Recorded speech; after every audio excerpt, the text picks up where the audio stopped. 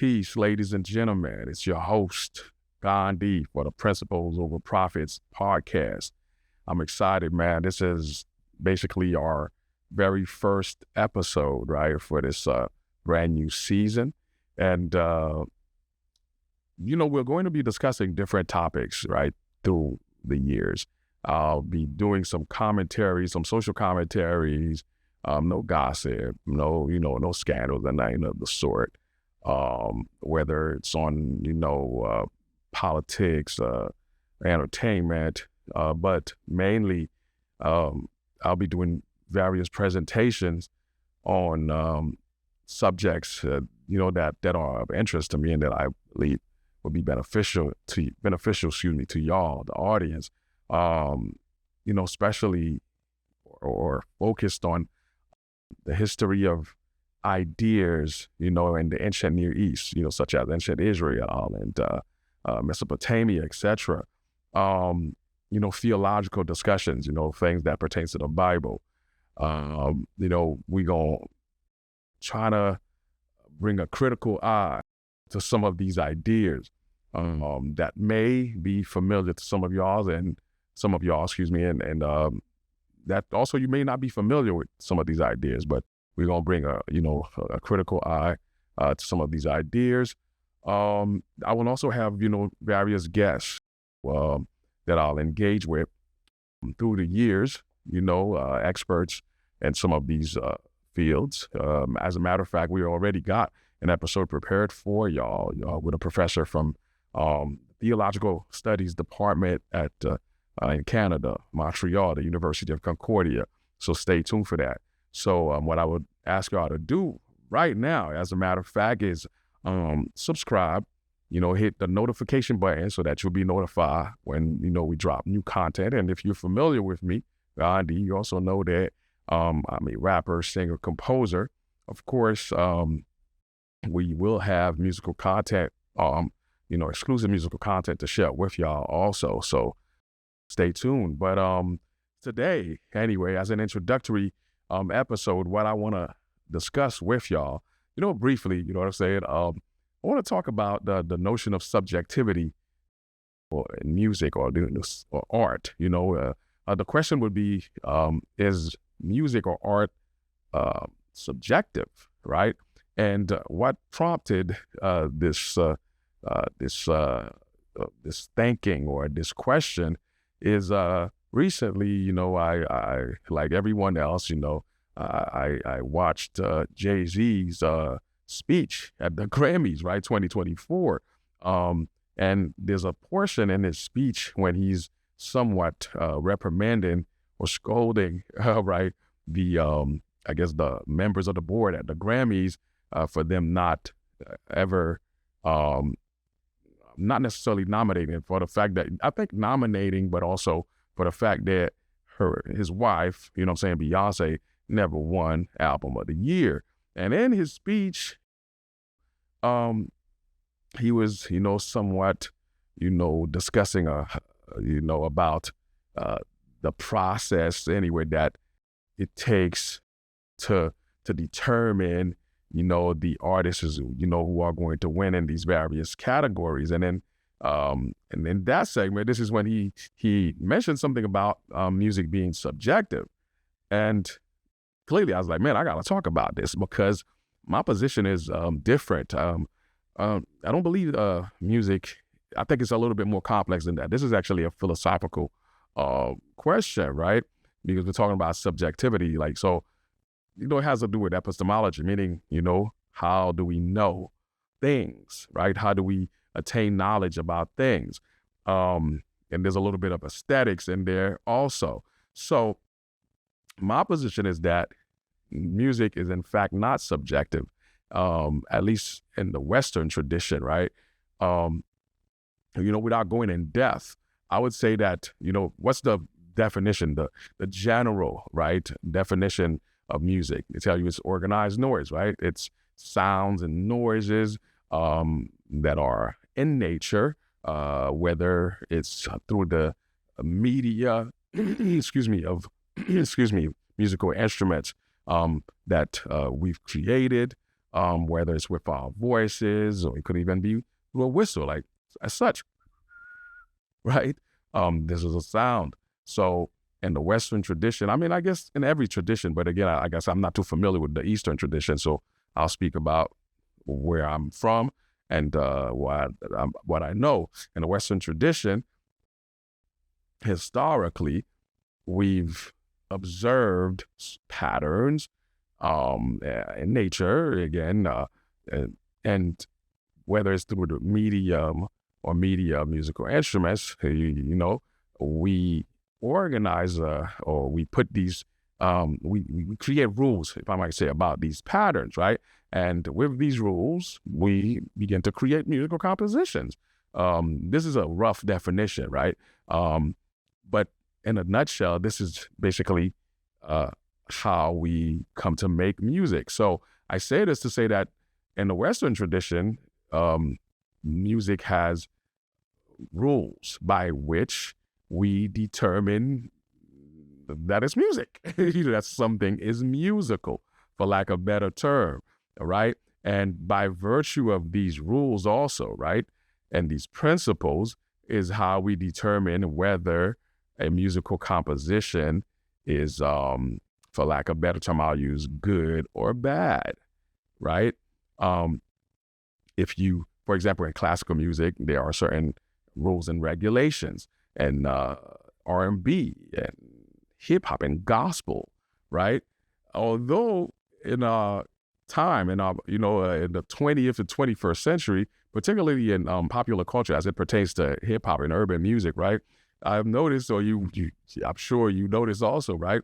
A lot of people use the term vibe, right? When you talk about music, they'll tell you it's a vibe. So that term is often used in discussions between people who are critiquing modern musical releases, right? At least critiquing them negatively, right? And what you'll get in response, right, is an artist will tell you that, it's a vibe. For you to get it, you'd have to be in the vibe. But there's no clear definition what their vibe is, right? I've never gotten anyone to, properly explain to me what this vibe is. But I get a sense that by vibe, what they're talking about is, some kind of feeling and some kind of mood. But how can we anyway, in our society, right? Or even in the music industry, how do you determine the quality of a composition by mere vibe? Since, if I go by what I think they mean by vibe, right, is disposition, feelings, moods, etc. Everyone have, is imbued with their particular moods and dispositions, right? So my mood, my feeling is not your feeling. So how do we, create standards, if we subject ourselves to this notion of vibes when it comes to music and art? So without further ado, let me read y'all a quick definition, right? This is from the Cambridge Dictionary of Philosophy. Hope y'all can't see. The author or the editor of this dictionary is Robert Audi. This goes back to my bachelor's in philosophy, right? So I'll read you a quick definition of subjectivism, right? What they say here is that it is any philosophical view that attempts to understand in a subjective manner what at first glance would seem to be a class of judgments that are objectively either true or false, i.e. true or false, independently of what we believe, want, or hope. There are two ways of being a subjectivist. In the first way, one can say that the judgments in question, despite first appearances, are really judgments about our own attitudes, beliefs, emotions, etc. In the second way, one can deny the judgments are true or false at all, arguing instead that they are disguised commands or expressions of attitudes. Let me stop here, right? By virtue of what I just read here, right? basically, if we, to get back to the subject at hand, right? Music and subjectivity, its relationship, the relationship of music, I guess the notion of subjectivity, when people tell you that music or art is subjective, they're basically, if I'm going by, the overall definition that I just read here in this dictionary, they're talking about, how you feel. Like I say, it's a disposition, right? It's how one is disposed or predisposed about the composition, in question. But again, as I mentioned, I think this is a fallacy. I think it's false because, again, in general, as far as I know, even as far as I understand the Eastern tradition, there are principles and rules, even mathematical rules, right, by which we determine something to be musical. And based on that, it can be subjective. So what I mean by that, what I say that it can be, of course, there is some, if we're going by the preliminary or the fundamental definition of subjectivism, right, or subjectivity, we would say, yeah, of course, there's subjectivity in it because it is I or you, and as individual, it is individuals, right, who are engaging with the musical composition, and as such, the process of engaging with the composition itself is mediated by, our feelings, thoughts, and predispositions, right, or moods. But I'm saying that it's a little bit more complex than that, in the sense that if you, again, accept the fact that what I mentioned to you, right, that music in general has rules and guidelines whereby we can determine that it's music. And in order for one to, so as such, if it's true, if what I'm saying is true, then in order for one to be able to recognize music, one must be familiar with these rules. This is why, in not a long or distant past, right, in Western societies, right, people went to school. And in school, generally, we studied arts, we studied music, we studied the history of these disciplines. Why? So that we can be familiar not only with the traditions, with the history, but also with the principles and guidelines, so that we can, so that we can be, so that we're able, right, to determine and distinguish what is truly musical and not. But I sense, in at least in the last 20, maybe a little bit before that, right? So with the arrival of, this postmodern era, right? And where, this movement of postmodernity has tried to do away with everything that seemingly it was, rules, right, and guidelines and laws, right? It left this movement. I think this is where this notion of, music being subjective, I don't know. I haven't done a thorough research, of this, this idea to see how far back in our history it goes. But I sense that it probably has a lot to do with, again, with the postmodern movement, right? Where what was traditionally considered to be rules and guidelines have been done away with. And now spaces are open. We have open space to make things or reshape things as we see fit. So this is probably where this notion of, music being subjective comes from. And by subjective, usually what they mean is that, it all depends on how you feel, like something is, like a composition can be determined to be good if, if I feel good about it, right? And I'm saying that technically this is not true. Why? As I conclude, I'll close there, because music, again, is organized noise, as we say, in the vulgar definition is that music is organized noise. And this organization, right, this organizing of these noises is by virtue of certain rules and guidelines that we have traditionally and historically created, right, in order to make sense, okay, of these sets of sounds, right? To make music. In order for us to make music, we studied patterns mathematically, and then we organize them as such, and we create rules, and so that, again, we can determine that something is musical. So if you don't know, so in conclusion, if what I'm saying is true, proves to be true,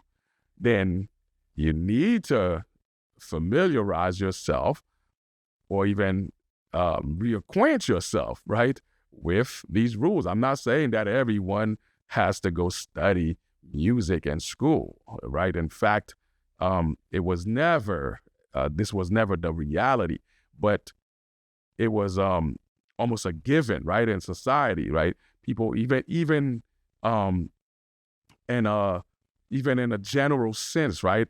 Apart from school, the culture itself taught you, indirectly maybe, right, what the principles and the guidelines of music and musicality was. As such, even with hip hop, right, there were initially and originally rules and guidelines by which you can recognize, for example, that an MC is dope, that a beat maker or a DJ is dope and fly, right? These unwritten rules, in a sense, right? Initially, they were unwritten. There were people who participated in this subculture and in this genre. They were familiar with these rules, and it is by virtue of these rules that we were able to determine, yeah, you know what, so and so is dope, and so is whack. So anyway, I'll stop this. All this to say that, in Jay-Z's speech, there was a little bit of fallacy in there, right? And I propose that music is not subjective, not in that sense anyway.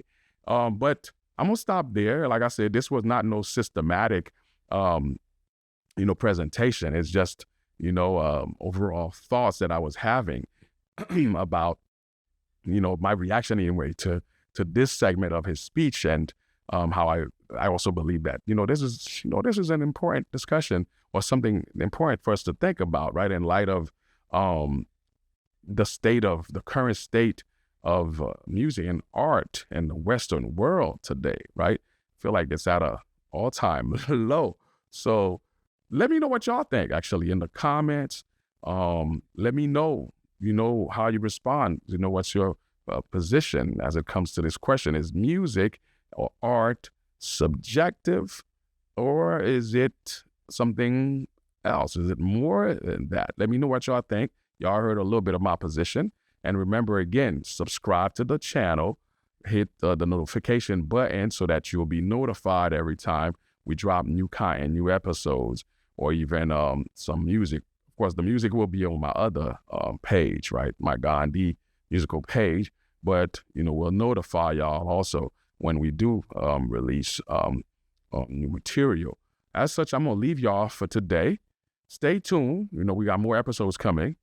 And peace. I'm a little